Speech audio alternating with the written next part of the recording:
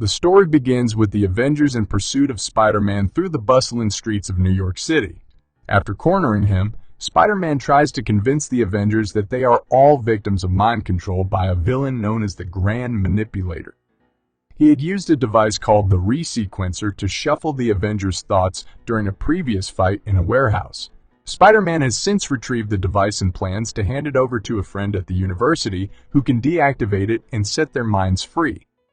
Although Captain America thinks Spider-Man's plan is great, they all want to resolve the matter without anyone getting hurt.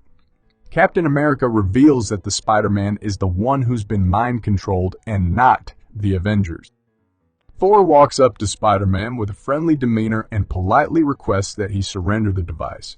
And he tells Spider-Man that if your friend deactivates it improperly, it will scramble the minds of every person in New York City, including yours, and I like your mind. It is amusing, sometimes annoying, but mostly amusing.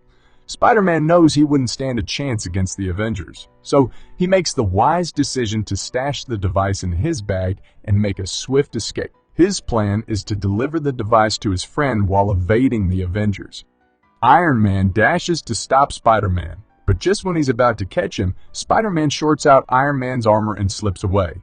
Black Panther acknowledges Spider-Man is a highly intelligent individual, and he has had 12 hours to come up with ways to defeat them. She-Hulk charges Spider-Man head-on, but he sidesteps her attack with ease. Then, Captain Marvel swoops in and grabs him by the throat and forces him to surrender. But Spidey's got a trick up his sleeve. He pops a capsule into her mouth and fills it with web fluid. As he escapes, he reassures Captain Marvel that the webbing will dissolve in less than 60 seconds. Spider-Man breaks into an office. As he's making his move, he comes face to face with Blade. They started fighting. Black Panther also joins the fight. Blade grabs Spider-Man and says, "Let's see you bounce around now." Spider-Man replies, "Bouncing around is only part of what I do." Black Panther then kicks Spider-Man and says, "We don't want to hurt you, Spider-Man." Captain comes from behind and grabs Spider-Man and says, "Please believe us, son. We are not the bad guys." Spider-Man escapes his grip.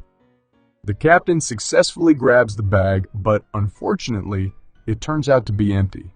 Before they can even process this, Spider-Man throws a web ball towards them. The ball explodes, ensnaring the heroes in a tangled mess of web. As Spider-Man makes his escape, Thor tries to grab him by his shirt, but Spider-Man expertly dodges the attempt and swings away to safety. Avengers began their search for the Spider-Man, but they can't find me anywhere. Iron Man finally finds him and catches up to him, and warns him and says, "Please don't run." Spider-Man gives Iron Man the device. Thor gives back Spider-Man his shirt and says, "Your shirt," in exchange for the contraption. Captain America is still suspicious and says he switched it. Where's the real Resequencer, Spider-Man? Spider-Man confesses that he had anticipated their move to stop him, so he'd already handed over the device. He had kept the Avengers engaged long enough until the device was deactivated.